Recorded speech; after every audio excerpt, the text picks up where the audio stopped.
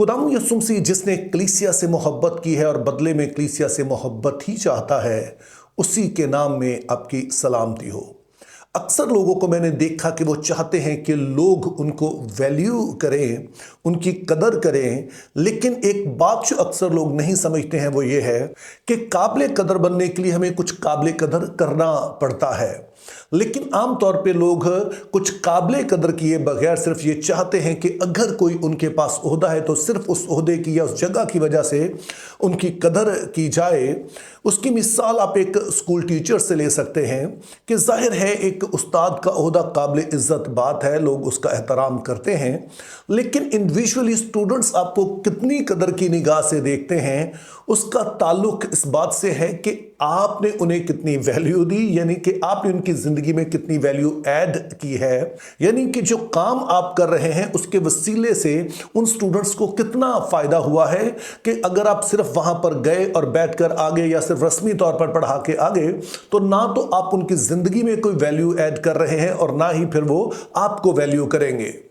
इसकी जो एक बेहतरीन मिसाल है वो हमें यूहन्ना 12 बाब उसकी पहली 11 आयत में मिलती है कि वहाँ बहुत सारे किरदार मुतारिफ करवाए गए हैं, लेकिन उनमें से दो किरदार बड़े अहम हैं। उनमें से जो पहला अहम किरदार है वो लाजर की बहन मरियम है।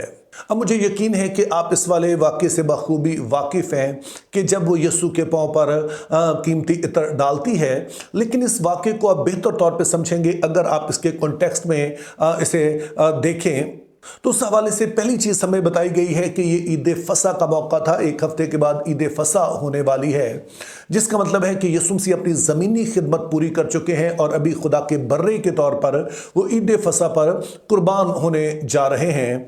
और इस दौरान उन्होंने बहुत सारे लोगों की खिदमत की, बहुत सारे लोगों की ज़िंदगी तक उन्होंने खुदा का कलाम पहुँचाया, और उन्हीं में से जो एक घराना है वो लाजर और उसकी बहनें हैं। अब इस हवाले से मज़ीद मालूमात हमें मिलती हैं कि ये सब्बत का दिन है और सब्बत की शाम का जो खाना होता था वो बड़ा अहम था, जिसका मतलब था कि अब सब्बत इख्तिताम पजीर हो रहा है।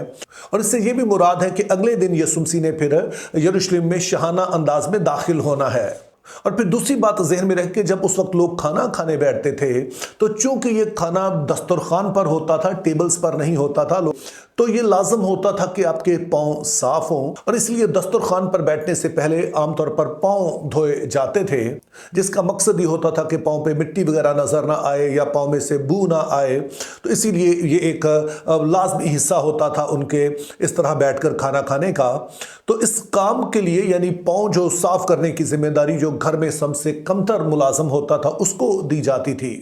तो इस वाले बैकग्राउंड की रोशनी में अब बेहतर तौर पर आप समझ सकते हैं कि मरियम ने दरअसल किया क्या है।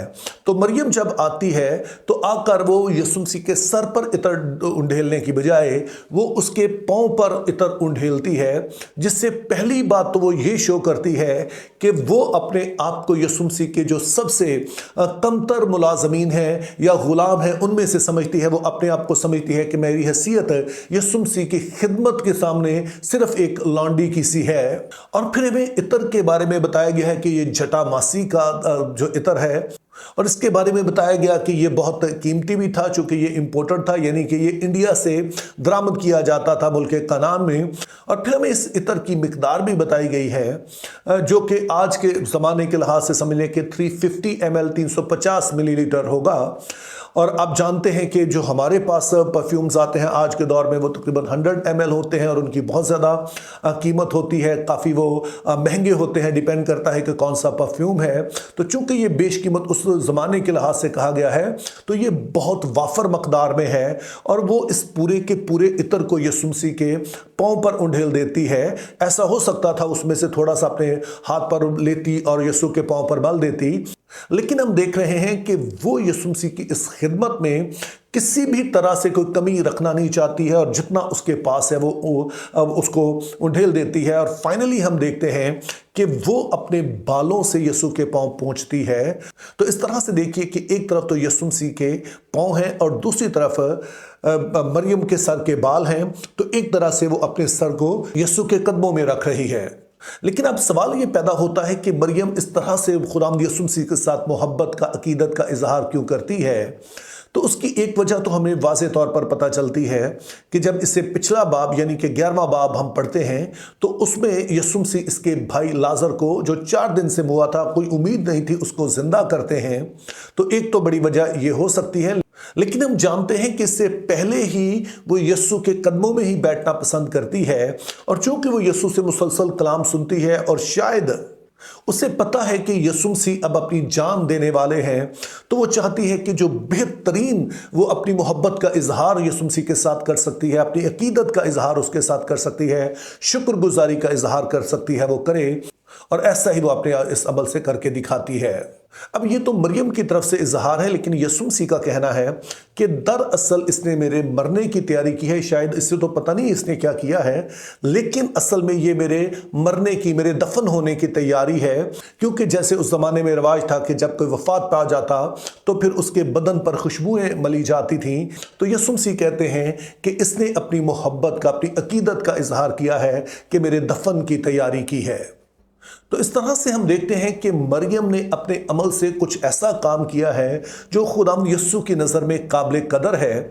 लेकिन फिर इस स्टोरी में एक दूसरा किरदार मुतारिफ करवाया गया है जिसका नाम यहूदा अस्करियोती है, और वो इस बात से खुश नहीं है कि ये सारा इतर यीशु मसीह के कदमों पर डाला गया है, क्योंकि उसके मुताबिक होना ये चाहिए था कि ये इतर अगर देना ही था तो यीशु को दे दिया जाता, फिर वो इसे बेचकर रुपया पैसा आता जो कि गरीबों में बांट दिया जाता।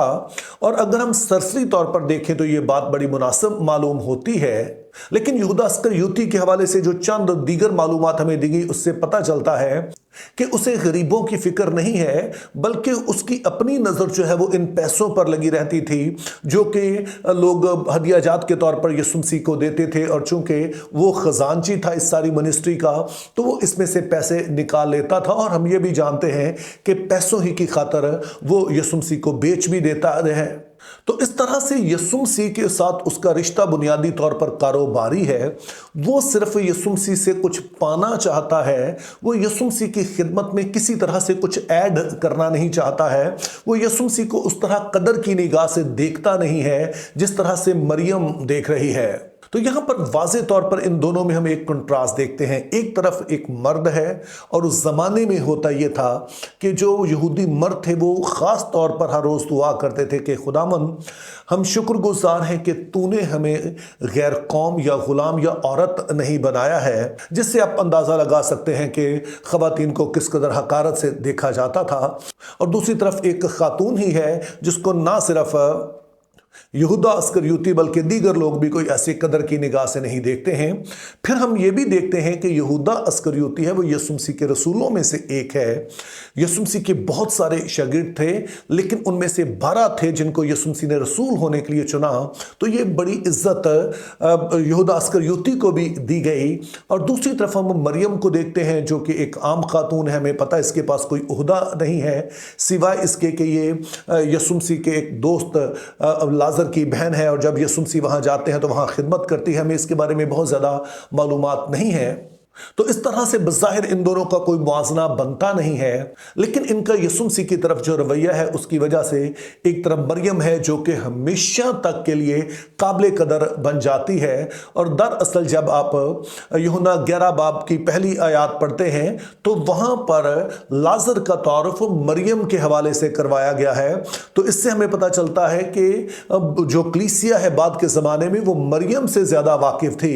तो अपने इस काम की वजह से ना सिर्फ उसी ने इज्जत पाई बल्कि वो अपने घराने की पहचान बन गई।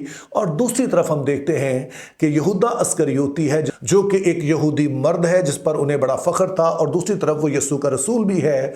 लेकिन यीशु की तरफ अपने उस रवैये के बायस और जो बाद में उसने तर्ज अमल अपनाया उसकी वजह से हमेशा वो एक हकारत का निशान बन गया।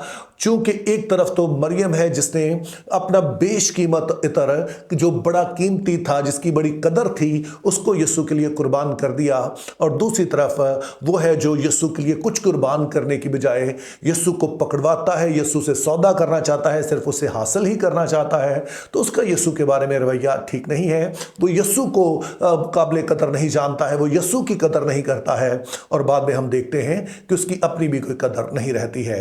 तो इसीलिए मेरे अजीजों, जो मैंने शुरू में कहा कि अगर हमने काबिल कदर बनना है तो फिर हमने ओहदों की बजाय ये देखना है कि क्या काबिल कदर काम हम कर रहे हैं। ओहदों तक पहुंचा जा सकता है, लेकिन अगर उस ओहदे पर पहुंचकर भी हम वो नहीं करते हैं जिसके दूसरों की कदर में इजाफा हो, दूसरों के लिए वो बात काबिल कदर हो, तो कोई हमें काबिल कदर नहीं समझेगा।